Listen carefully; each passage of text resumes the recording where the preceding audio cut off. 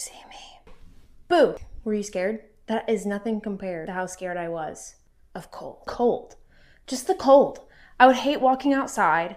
I would hate doing anything in the winter. It's cold. It's not enjoyable. Then I found Wim Hof. If you don't know Wim Hof, he's broken tons of records. Being in the cold, being on ice, underwater ice swims, all of these things.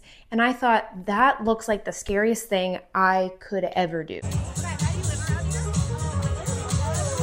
So you might be wondering why I would ever do cold plunges then, and how I got to the point where I'm kind of known in this little wellness club as like the cold plunge person.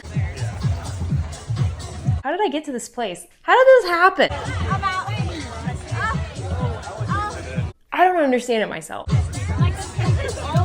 But I do understand one thing, and that is how to overcome fear. Wow, I'm so impressed over here.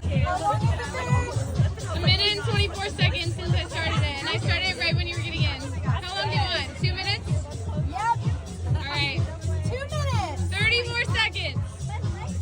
In 2021, my dad died. I started to face fear, and I really felt God calling me to face all my fears. And that started with a lot of other things. I ended up starting businesses. I wrote a book. You can check it out, link in the description. It's about becoming your healthiest self.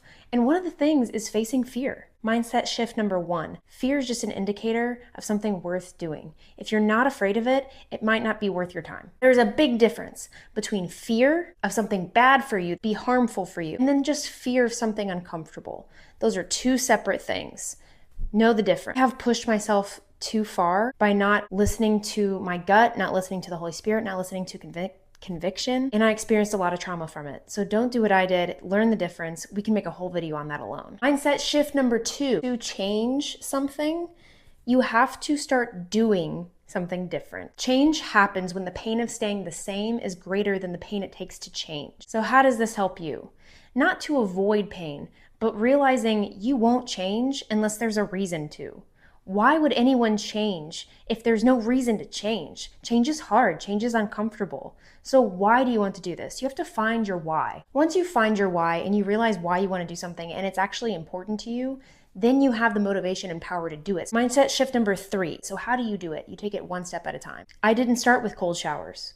That's ludicrous to me. Who would want to take a cold shower? No, I started learning the process. Processes like the breathing method. When you're doing hard things, the nervous system might get really scared. To calm down your nervous system, you need to learn how to breathe. This is going to be step number 4. Through fear, through pain, and through anything hard. Your natural tendency when you get in a cold plunge, for instance, and this again could be applied to anything fear related, is going to be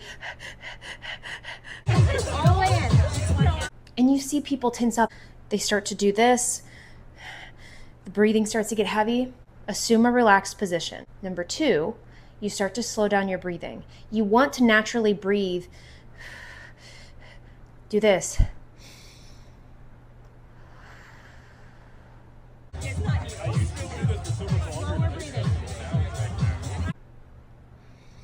And you have to do this consciously, very, very consciously. And this happens when you're about to have a panic attack, when you're starting to get stressed, you start to realize your breathing gets amped up. You have to learn how to control your breathing. And guys, I want to be clear that fitness is a huge component of this. If you're not moving your body, if you're not letting go of that nervous energy, it has been proven scientifically that is a necessary component to let go of stored triggers, to let go of stored nervous energy, and even trauma. Number 5, just do it. You're not going to want to do things, but you need to decide when you're going to do it and do it. Countdown method. When I went cliff jumping a few times, it was just 1, 2, jump. 1, 2, and if you went past 3, you're not going to jump. So it's a similar concept. And this is how I've done hard things over and over and over again. And that's how I have ADHD and can get so much done, is because if you need to do something, you need to do it in the moment. Otherwise, it's probably not going to happen, guys. It's just not going to happen. It's great to do it with friends too. That's why part of the Christian mindset and fitness coaching that I do is about community. It's about meeting up in online or in-person groups, which we have a community for. To get change, you have to surround yourself with people who will support that change. This is pivotal. So this is step 6. Get in community. Get in the groups that do it. I did this cold plunge with friends, and it's so much more fun. and then you can help other people, and it's just a good time. That is the literal definition of iron sharpens iron. And that's why we have online community for Christians who want to level up in their deeper relationship with Christ and their fitness, which helps the physical. We need to make sure that we are healthy, not just spiritually, but physically, because we are a temple of the Holy Spirit. We must take care of the body it resides in order to help us face life with discipline and also with wisdom. We know for a fact that when our health degrades, for example, if someone puts out their back, what is their number one priority? They will get any shot, they will get any pill just to get rid of that pain. When health takes you out, that suddenly becomes your number one priority. And just like the quote, change happens when the pain of staying the same exceeds the pain to change. It's the same concept. We don't want to let it get to that point. We want our habits to elevate our health spiritually and physically and level into a deeper relationship with Christ. You've been in here for a minute. If you want to level up in your spiritual and physical health for coaching, the link is in the description. All right, that's 2 minutes. Yes! That was good! Look at her go. Woo! Stay faith-formed, and God bless.